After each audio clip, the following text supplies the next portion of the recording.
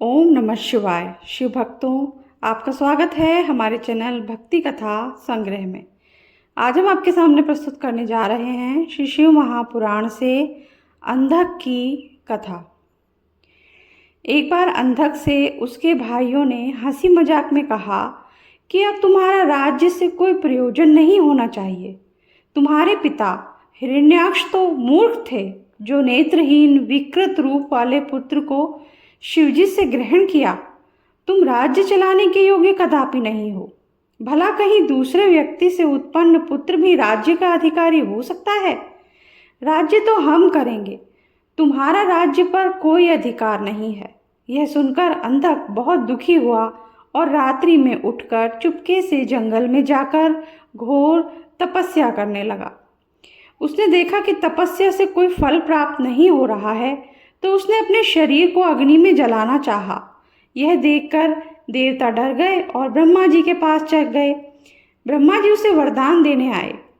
उसने ब्रह्मा जी से अमरता मांगी और कहा, मेरे नयनों में फिर से रोशनी आ जाए, राज्य मुझे प्राप्त हो और प्रहलाद आदि मेरे भाई मेरे भृत्य बन जाएं। मेरी मृत्यु किसी व्यक्ति द्वारा ना हो, यहाँ तक कि श्री हरि और स्वयं शिवजी भी मुझे ना मार सके। ब्रह्मा जी ने कहा, यह संभव नहीं है, तुम कोई अन्य वरदान मांगो।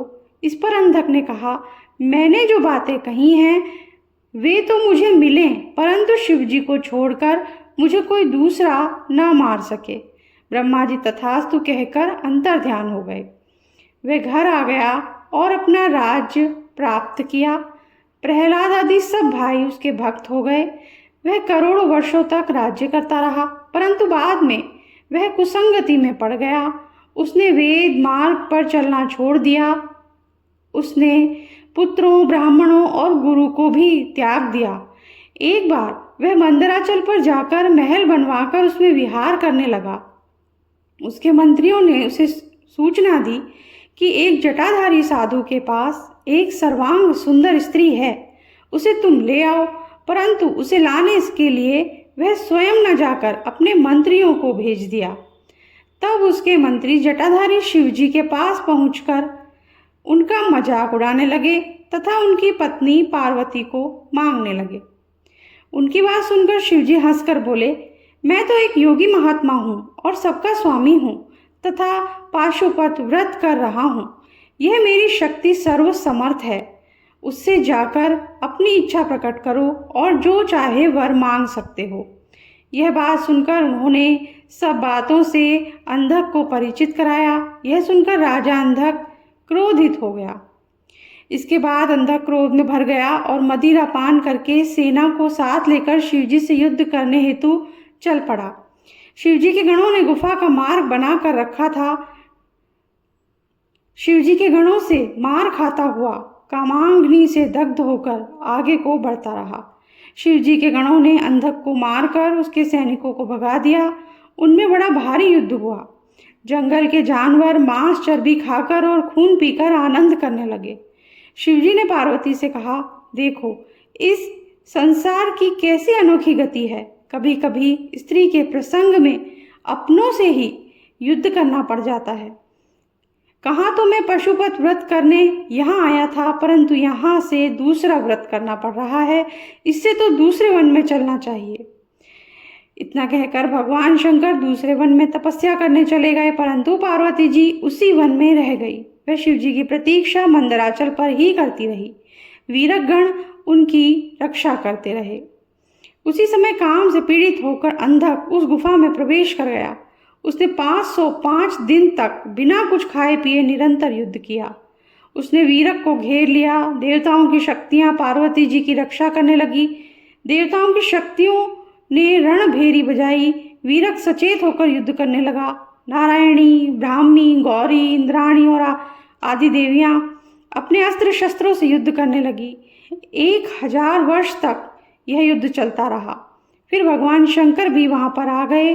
अंधक ने भगवान शंकर के पास अपना दूत भेजकर पार्वती जी की मांग की। भगवान शिव ने क्रोध में भरकर दूत को समझाकर युद्ध का संदेश भेजा। तब अंधक महाबली गिल राक्षस को आगे करके शिवजी से युद्ध करने आया।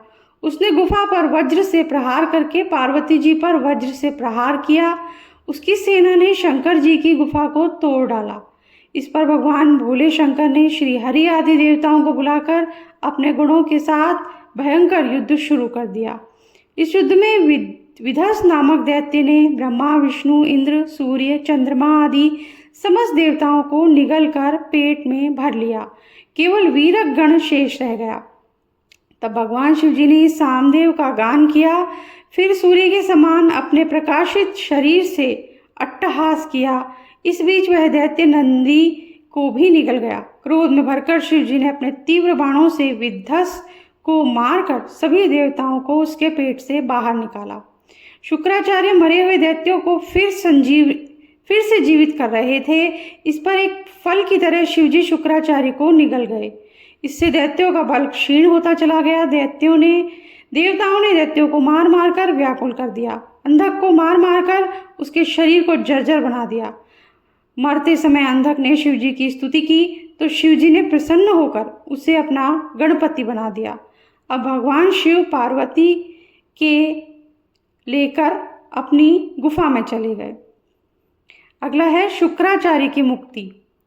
शिवजी द्वारा शुक्राचार्य को निगल जाने के पश्चात उनके पेट से निकलने का प्रयत्न करने लगे। उन्होंने शिवजी के पेट में छिद्रों की खोज की जिससे बाहर निकला जा सके, परंतु वे असफल रहे। इसके बाद वे शिवजी के मंत्र को जपते जपते उनके वीर रूप में उनके लिंग मार्ग से बाहर आ गए। उन्होंने बाहर आकर शिवजी को प्रणाम किया। पार्वती जी ने शुक्राचार्य जी को पुत्र व्रत मानकर विघ्न रहित कर दिया। शुक्राचार्य को देखकर दया के साग महादेव बोले, हे भृगुनंदन, तुम जिस प्रकार मेरे लिंग द्वारा मेरी शुक्र से होकर निकले हो, इसीलिए तुम्हारा नाम शुक्राचार्य होगा। इसी के साथ ही आज का ये वीडियो हम समाप्त करते हैं। अगर आपको अच्छा लगा हो तो लाइक कर दीजिए और चैनल को सब्सक्राइब कर दीजिए, बेल आइकन प्रेस कर दीजिए ताकि आगे आने वाले वीडियोस के नोटिफिकेशन आपको आसानी से मिल सकें। वीडियो को शेयर भी ज़रूर कीजिएगा। Thank you. जय शिव शंभू।